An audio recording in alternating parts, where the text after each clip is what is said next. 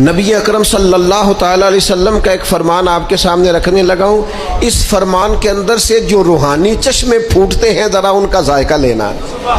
ہماری روزمرہ کی زندگی کیسی ہونی چاہیے، نبی پاک کی سیرت ہمیں کیا فیضان دیتی ہے، اس پر ذرا غور کرنا چاہیے. نبی پاک علیہ الصلوۃ والسلام کا یہ فرمان مسند ابو یعلا میں دیگر کتب حدیث میں موجود ہے.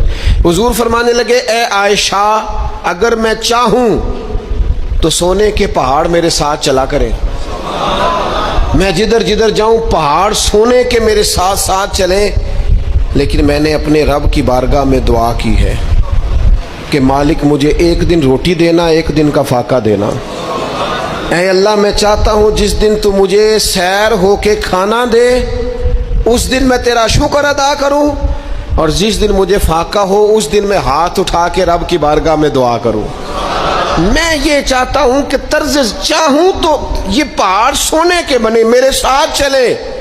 جب سونا چاندی آنا جانا پروٹوکول لمبے چوڑے معاملات ہمارے محبوب نے پسند نہیں کیے تو پھر رنگے چمن پسند نہ پھولوں کی بو پسند. ہم کو ہے وہ پسند جسے آئے تو پسند.